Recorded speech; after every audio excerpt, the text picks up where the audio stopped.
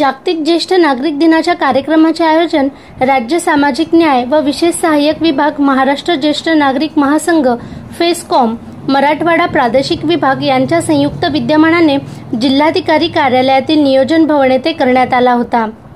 या कार्यक्रमाचे उद्घाटन जिल्हाधिकारी अभिजित राऊत यांच्या हस्ते करण्यात आले।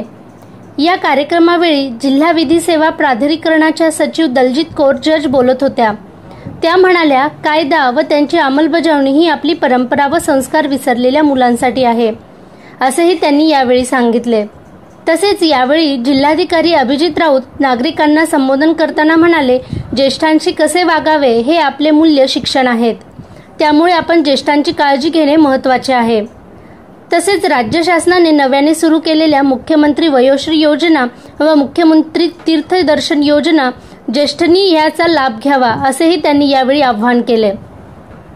या कार्यक्रमावेळी जिल्हाधिकारी अभिजित राऊत, निर्मला कौर, अशोक तेरकर, डॉक्टर हंसराज वैद्य, अशोक गोडबोले, समाज कल्याण सहाय्यक आयुक्त शिवानंद मिनगिरे तसेच अनेक ज्येष्ठ नागरिक उपस्थित होते। तेवढा खर्च मी करायला आज तयार आहे।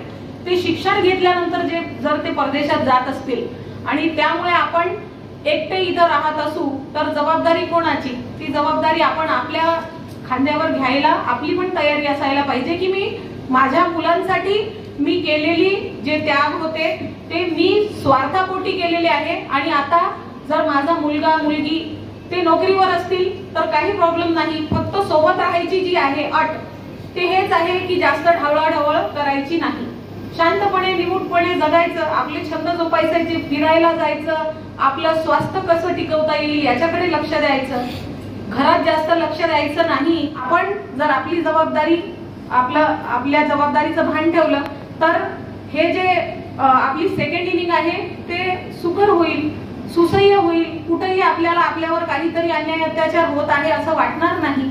हे झाली शहरी भागाची गोष्ट, पण ती बाब आहे आपण आत्मचिंतन करायला पाहिजे। जेव्हा आपण भौतिक संपत्ती यालाच आपण प्राधान्य दिलेलं आहे, माझी मुलंच माझी संपत्ती आहे आणि आपल्या सर्वांना पण आई वडिलांचा आशीर्वाद आहे। पण आज आई वडील एका कोपऱ्यात पडलेले आहेत, ते जुनं असं काय म्हणता येईल त्याला, आपल्या घरातले जुने माणसं एका बाजूला कोपऱ्यात पडलेले आहेत। एक मूल्य म्हणून आपल्या समाजात आलं पाहिजे। फक्त कायद्याचा बडगा उगारून नाही केलं तर हे होईल असं सांगून करण्याऐवजी आपण जर हे ऑर्गॅनिकली त्याला जर असं ग्रो केलं की समाजामध्येच जडणघडण होत असताना ज्येष्ठ नागरिकांच्या विषयी कशी आपली भावना असावी, तर मला वाटतं की मग हा कायदा जो आहे हा वापरण्याची सुद्धा आपल्याला गरज पडणार नाही। आणि तेच खरं तर आपल्याला आता पॉलिसीतून पुढे अपेक्षित आहे। त्यासाठी समाजात एक फार मोठं मंथन होणं अपेक्षित आहे की खरंच आपण जे एकीकडे म्हणतो की भारत आपला युवा समाज